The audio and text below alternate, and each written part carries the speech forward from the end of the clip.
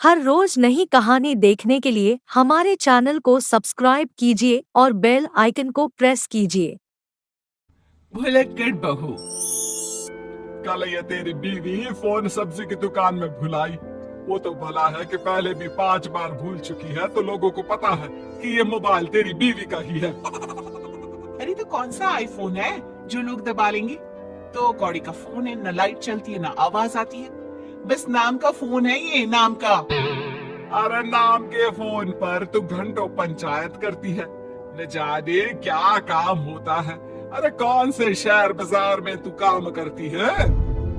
बहू सास से जीत तो सकती नहीं थी, वहीं से चली जाती है, लेकिन हाँ भूलने की आदत उसकी अब भी रहती है। सुनो, नहाने जा रहा हूँ, ऑफिस के लिए देर हो रही है, तो जरा ये शर्ट प्रेस कर देना। और हाँ प्लीज, और कोई शर्ट धुली नहीं है तो थोड़ा ध्यान से करना, ठीक है? अरे हाँ हाँ पता है, हर बात पर सिखाया मत कीजिए। इस घर में शादी करके तो ऐसा लग रहा है कि सामान्य ज्ञान की क्लास ही चलती रहती है, हर वक्त परेशान करके रख दिया है। पति नहाने जाता है और बीवी लग जाती है पति की शर्ट प्रेस करने कि तभी बाहर से आवाज आती है, कोई गरीब साधु को रोटी दे दे। अरे बाबा भूखा खड़ा है तेरे द्वार देवी, बाबा को भिक्षा देकर पुण्य कमा ले देवी। ओहो, ये तो पुण्य की बात है कि बाबा दरवाजे खड़ा है। अब इसकी आवाज सासू माँ को सुनाई नहीं देगी, लेकिन मैं और ये कमरे में हल्के से बात कर ले तो क्या, अरे घूसी चली आती है। चलो पहले बाबा को ही रोटी दे देती हूँ। अब क्या था, रिंग की जाती है बाबा को रोटी देने, लेकिन पीछे छोड़ जाती है पति की शर्ट के ऊपर प्रेस, वो भी गर्मा गर्म। अरे बाबा रोटी तो ले लो, बस ये बता दो कि मेरी किस्मत कब जगेगी। ससुराल में हालात टेबल टेनिस की बॉल की तरह हो गए हैं, कभी कोई इधर फेंकता है तो कभी कोई उधर फेंकता है, कोई इधर मारकर उधर फेंक देता है। समझ में ही नहीं आ रहा कि ये भूलने की आदत कैसे ठीक होगी। कोई उपाय हो तो बता दो ना बाबा। बाबा घर के अंदर देखते हैं तो 1 घंटे बाद टीवी पर गजनी फिल्म शुरू होने वाली होती है। याद है ना, गजनी फिल्म जिसमें आमिर खान को भूलने की बीमारी होती है और वो हर बात को लिख कर याद रखता है।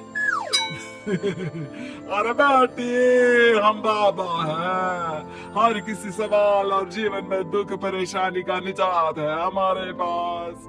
तुम एक काम करो, 1 घंटे बाद टेलीविजन के सामने बैठ जाना और जो फिल्म देख रही हो ना देख लेना, तुम्हें तुम्हारे सारे सवालों के जवाब मिल जाएंगे।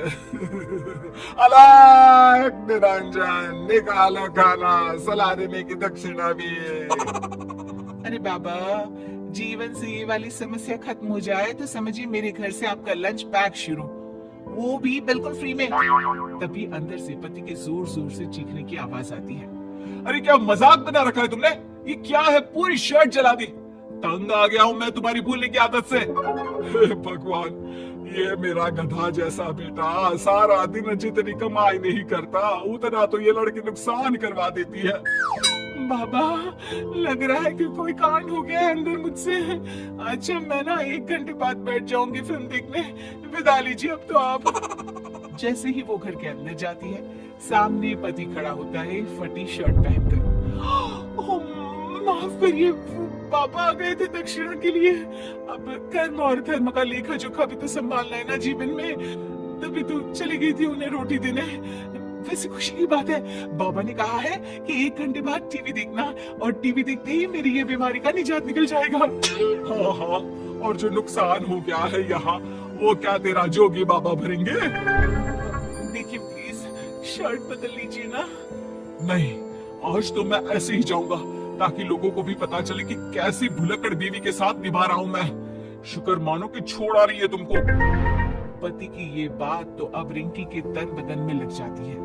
वो सोच लेती है कि अब किसी भी हालत में वो अपनी ये भुलक्कड़पन की बीमारी को खत्म करेगी। फिर क्या था, पति तो फटी शर्ट पहनकर चला जाता है और 1 घंटे बाद बहू कमरे में सो रही होती है कि सास आ जाती है। अरे भुलक्कड़, तुझे तो फर्क नहीं पड़ता, लेकिन हम लोग परेशान हो चुके हैं। जा, तेरा बाबा बोल रहा था ना 1 घंटे बाद टीवी देखना, तो जा देख क्या पता कुछ सुधार हो जाए। बहू टीवी खोलती है तो सामने चल रही होती है गजनी फिल्म, जिसमें आमिर खान शरीर में या दीवार में लिखकर अपनी चीजों को याद रखता था। उत्तरी, वाह, ये तो सच में बड़ा सही आइडिया है। इससे मुझे याद रहेगा कि क्या करना है और क्या नहीं। अब तो मैं भी सब सीख लिया करूंगी। वो टीवी बंद करके किचन में जाती है कि सास की आवाज आती है। अरे तेरी बुआ सास आ रही है, खाना बना लेना उसके लिए भी। जी माँ जी, बिल्कुल बना लूंगी। और सुन, वो कल वाला जो आटा बचा था ना, उसकी 2 रोटी बुआ सास के लिए बना देना। आटा पड़ा पड़ा खराब ही हो रहा है।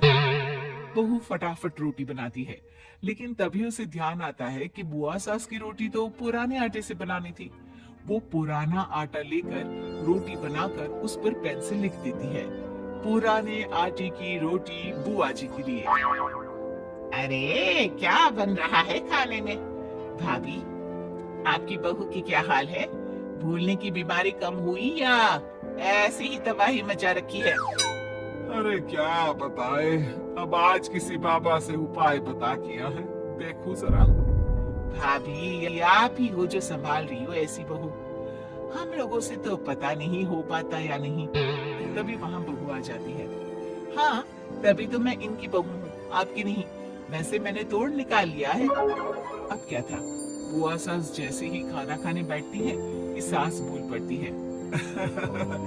बहू, याद तो होगा नहीं जो बोला था? याद करो, बुआ के लिए कौन सी रोटी बनानी है, कहा था ना मैंने। जी सब याद है, सब कुछ, ये लीजिए। लेकिन जैसे ही बुआ सास की रोटी उनके प्लेट में आती है, वो जोर जोर से चिल्लाने लगती है। अच्छा, तो ये टोटका बताया है तेरे बाबा ने, जो कुछ भूलो लिख लो, क्यों? बहू को लगता है कि बुआ सास तारीफ कर रही है। अब क्या करे, याद रखने के लिए कुछ न कुछ तो करना होगा ना, वरना रोज रोज ताने बोलियां खा खा कर तो मैं परेशान हो गई थी। तो क्या कहा तेरी सास ने? बासी आटे की रोटी बुआ सास के लिए? हैं? अरे कैसी बात कर रही हो ननद रानी, मैं ऐसा क्यों बोलूंगी? वैसे आपको कैसे पता चला? क्योंकि तेरी भुलक्कड़ बहू ने ये लिखा है। बहू सबके सामने वो रोटी रख देती है जिसमें लिखा होता है, बुआ सास की रोटी बासी आटे की। हमें उम्मीद है कि आपको हमारी ये कहानी पसंद आई होगी। कृपया हमारे चैनल को सब्सक्राइब करें और सभी अपडेट्स के लिए बेल आइकन जरूर दबाएं। और हाँ, वीडियो लाइक और शेयर करना मत भूलिएगा। Bye bye.